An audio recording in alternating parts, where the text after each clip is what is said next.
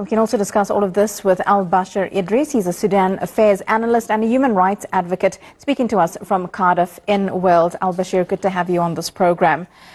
So when we talk about this particular city of Baba Nusa in Kordofan state, why is it so important? And if the RSF does indeed have control of it and continues to hold that control, what does it mean for the future of that region and Sudan as a whole?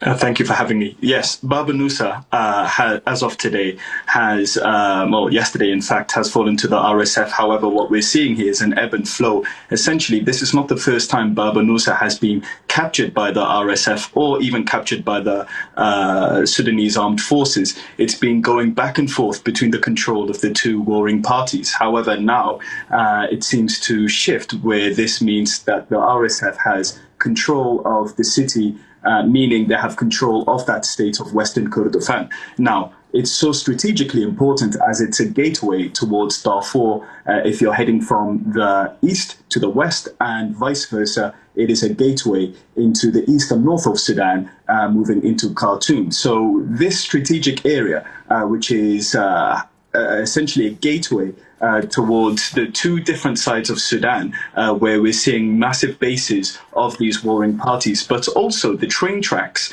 of Baba Nusa is essential, as it's a key logistical hub that would be very important for whoever has control. Currently, as of this morning, the Rapid Support Forces have been showing videos that they do have control of the city. The Sudanese armed forces, though it's come up with statements saying that they have repelled the attack, this is pretty astonishing and perplexing, as it seems that the Sudanese armed forces want to show that they still have the morale. However, from there, they can move towards an attack towards El Obeid and North Kordofan and into Khartoum.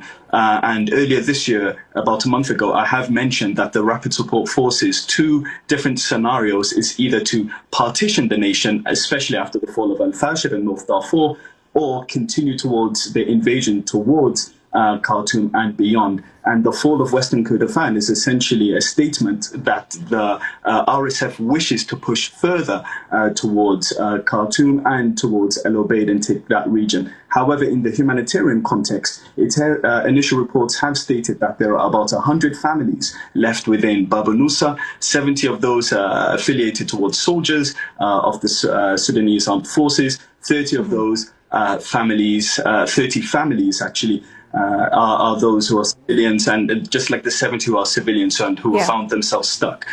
Essentially, Baba Nusa has been under siege for a long time, and the Rapid Support Forces has come to essentially take over. Al-Bashir, we're going to get a little bit more in depth with the humanitarian crisis Sudan is facing and millions of Sudanese are facing right now. But whoever controls Kordofan also controls a large amount of Sudan's resources. So if you have a situation where the country is divided, not the first time it would have happened in Sudan, what does that mean then for the resources? Because the strategic town of Baba Nusa is also not just a gateway to the rest of the country, but a massive gateway to the oil-rich region.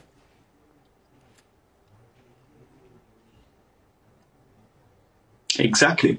And it's because of that gateway to the oil-rich region, which is, for those who don't know, Kordofan is just bordering with South Sudan. And Sudan's, before the split in 2011, Sudan's oil supply was within that south, but also the mid-range of Sudan. And Kordofan lies within there. There is a strategic oil rig and reserve known as Hijlig, where essentially that would be the money, you can say, of the Sudan, especially in terms of oil, which has oil pipelines that runs from Hijlig, Kordofan, going all the way through the north, reaching to Port Sudan, where essentially that oil is essentially sent out or sent to a Jaili refinery in Khartoum, where it is refined from crude into something a bit more manufactured. And that is the problem here. What we're looking at is an artery of Sudan that is under attack. We have seen multiple arteries who are very strategic and important lines. However, in this Baba Nusa one, it can definitely sway the ebb and flow of this war, essentially cutting off the money routes of the Sudanese armed forces and their resources. And that would not only impact the nation and its civilians in terms of getting any kind of income, but also regional powers and internationals as well who do rely on this oil. So just from this small city, we can see the ramifications geostrategically and nationally as well. Yeah, the small city really holding great importance. It could be a key moment here in this war in Sudan. I'm afraid we're going to have to leave it there, but really good to speak to you, Al Bashir Idris, there for us in Cardiff.